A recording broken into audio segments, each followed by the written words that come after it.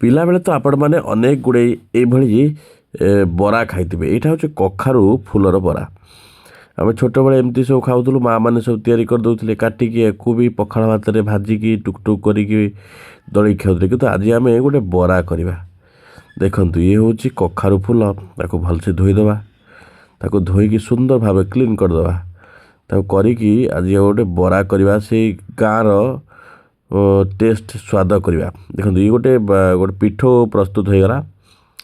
ଏ ପିଠଉରେ ଆମେ କ'ଣ କରିବା, ତାକୁ ଧୋଇଥିବାର ଇଏକୁ ପକେଇକି ତାକୁ ଟିକେ ଗୋଳେଇ ଦେବା। ତାପରେ ଟିକେ ଗୋଟେ ତାୱାରେ ତେଲ ପକେଇବା। ତାପରେ ଧୀରେ ଧୀରେ ସେ ଫୁଲକୁ ସବୁ ପକେଇଦେବା। କାହିଁକିନା ଇଏ ଗୋଟେ ଭାରି ସ୍ୱାଦର ଜିନିଷ। ଆକୁ ଆପଣ ଯେତେ ଖାଆନ୍ତୁ ମାନେ ସେତେ ଆହୁରି ଖାଇବାକୁ ଇଚ୍ଛା ହୁଏ। ଏଇ ଶୀତ ଦିନେ ହିଁ ଏ ଜିନିଷ ମିଳିଥାଏ, ଆଉ ଅନ୍ୟ ଦିନେ ମିଳିବାଟା ବହୁତ କଷ୍ଟକର। କାହିଁକିନା ଏ ଯେବେ ଶୀତ ଦିନଟା, ଏଇ ସମୟରେ କଖାରୁ ଫୁଲ ମିଳିଥାଏ, ମଧ୍ୟ ଖାଇବା ପାଇଁ ବହୁତ ବଢ଼ିଆ, ବହୁତ ଟେଷ୍ଟ ଲାଗେ। ଆପଣମାନେ ଥରେ ଖାଇ ନିହାତି ଭାବରେ ଆପଣ ସମସ୍ତେ ଖାଇଥିବେ। ଦେଖନ୍ତୁ, ଇଏ ତିଆରି ହୋଇଗଲା, କେତେ ସୁନ୍ଦର ଦେଖାଯାଉଛି।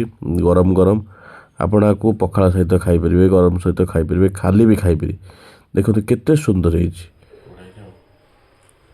ଖାଇବା ବି ବହୁତ ବଢ଼ିଆ ହେଇଛି। ବାଃ, ଅତି ସୁନ୍ଦର।